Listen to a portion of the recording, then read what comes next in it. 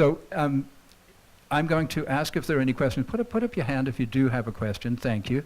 I'm going to come over, and don't ask the question until I give you the microphone, because nobody will be able to hear you, including the video recording here. Okay? And please so we feel have a free, question. if you have a comment, you have something to contribute. This group is small enough, this can be a round table, you know, a talking circle kind of a situation. So I don't think you have to limit it to a question at this All right. stage. I do think that we have a rather phenomenal two people. And by the way, I must say that Bill Wesson, who was unable to come tonight, we miss him. He's apparently quite ill. And bless him, we just wish him healing and that he recovers. He so wanted to be here because he so supports what we're doing. And he has so much to give from his heart and his knowing. And what he was going to talk on was the courage it takes to stand up for justice, to actually show up in court. So I'm standing here and I'm standing up in court, and I've been standing up in front of these judges. So I know what I just know what he's been through. It's extraordinarily difficult as a non-lawyer to go to these courts in front of these professionals. I find myself, facing the highest paid attorneys in history, whose field of expertise is this field, at which I'm a baby. And it takes some courage. So, question.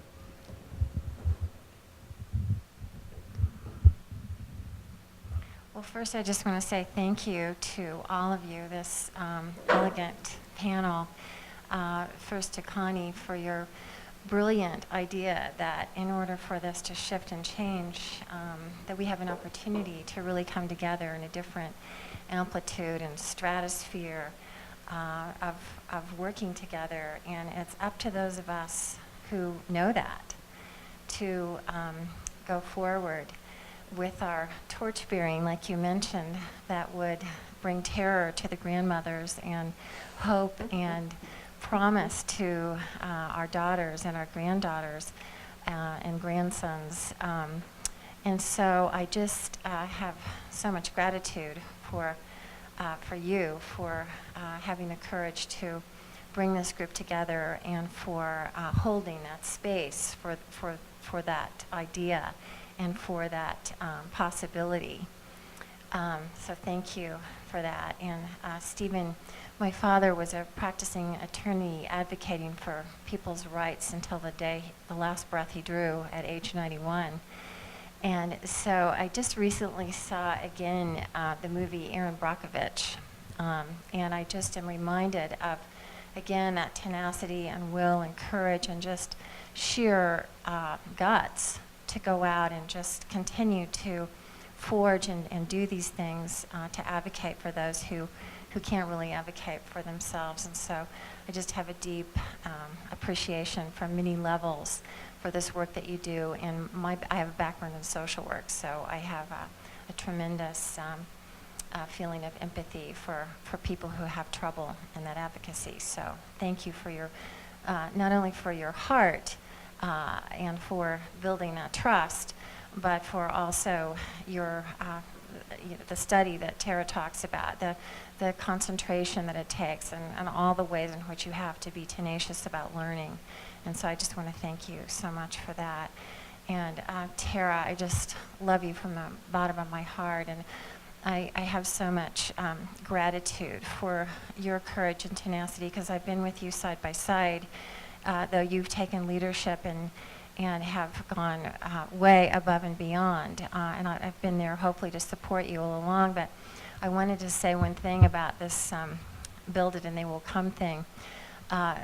Tara makes it sound easy about the Aspen Institute and all the rest of it, but it wasn't really easy. And it required a lot of tenacity and a lot of emails and a lot of phone calls and a lot of courage and, just a lot of grit and guts. And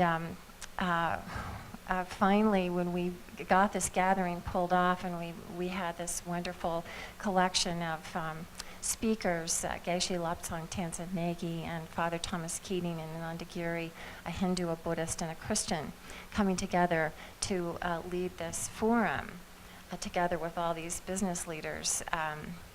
Todd Breifogel, who was somewhat resistant in the beginning, who is the program, he does all of the programs at the Aspen Institute, who Tara approached. He said, you know, what I finally realized is that we better build it because they're coming. So that's just what it takes, is the collection of strengths and gifts of all of those of us who have the heart and the trust to go forward, to combine those and just to, you know, to really forge ahead. So I love you and I thank you for your tremendous wisdom and all the study that you do together with your heart to bring this to the fore. And I'm so honored to be a part of it with you. And I have to add something. The reason I was the leader on this is because Luann was publishing a book. She wrote a book called Happily Ever After right now that's for sale at the Explorer, that is phenomenal to read because it actually really mirrors a lot of what's going on in relationships. And so I commend you because that takes a lot of courage too, to really put yourself out there and talk about the shifts in consciousness through a lot of our relationships, and to be transparent about our pain and our suffering and tell people about that and show that, you know, we're all vulnerable and that's our greatest strength. So I have to say thank you to you.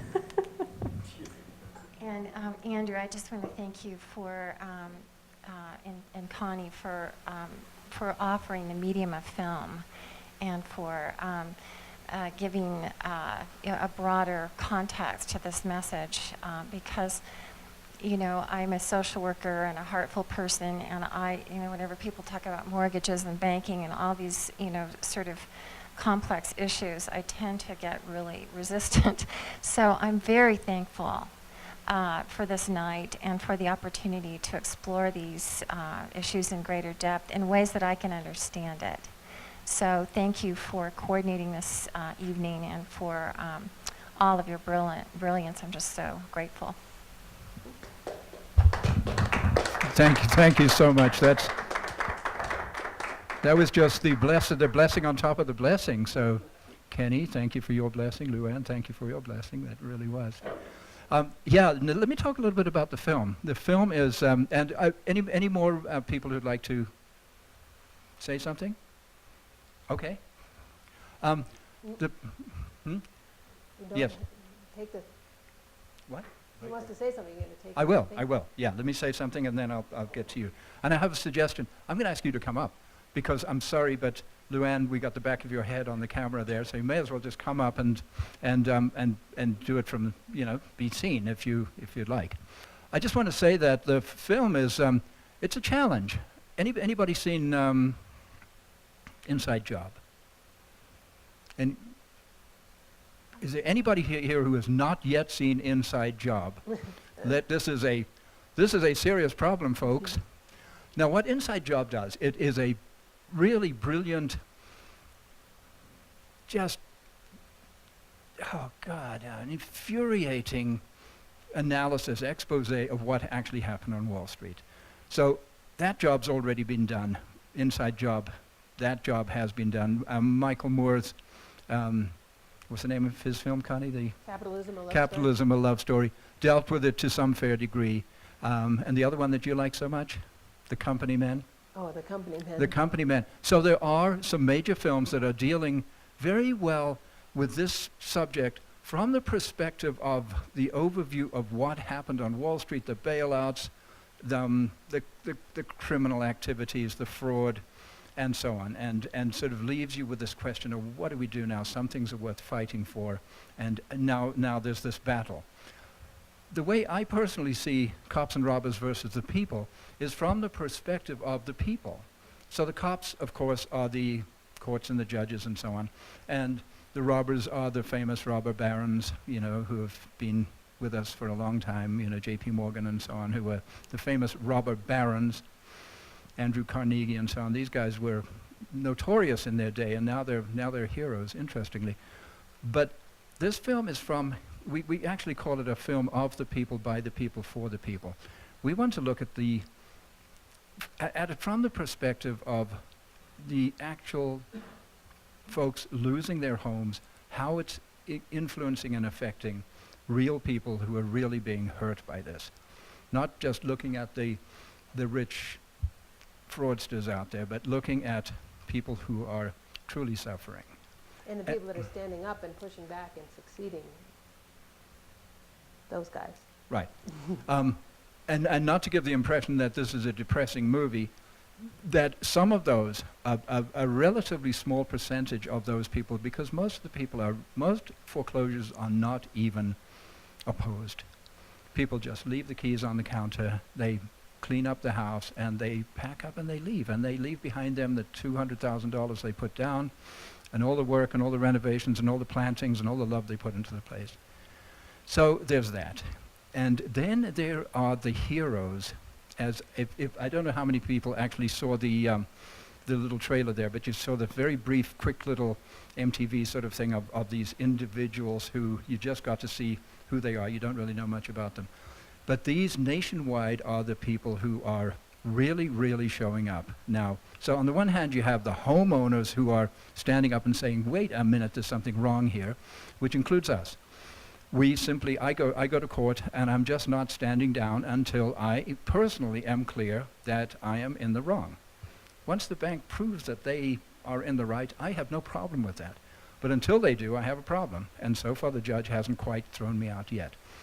So there are courageous homeowners who are standing up. But there are also advocates for those homeowners, Stephen Brunette being one of them. But all across the country, this sort of started in southern Florida. A lot of this really came out of Florida. So we have people like April Charney and Matt Wiedner, two particularly outstanding attorneys there. And as you look across the country, there are judges, there are lawyers, there are very few senators and public officials who are really standing up. It's relatively minimal. I mean, honestly, you know, one of my questions about even making this film is, does anybody even really care? Is anybody really looking? Does anybody really notice? You know, one of the hardest things as a filmmaker is to make a film and then to try to get this film out there to the people, because I believe a film can make a huge difference. Michael Moore made some incredible films that I think really, really got people thinking, and they were incredibly successful. That would be wonderful. At the moment, this evening is a Kickstarter evening. Now, Kickstarter is an internet site, it's a website for funding creative projects. And we are raising money on using Kickstarter, and we have a couple of other strategies as well. We're actually a nonprofit as well, so tax-deductible donations are a possibility. We've done so much promotion with this Kickstarter campaign. We've got it out to so many thousands of people, and you know what? There's been very little response. And I'm wondering how many people really, really know what's going on. You know, I am so immersed in it that I think this is the biggest social justice issue of our time. Does anybody else even see it that way? I don't know.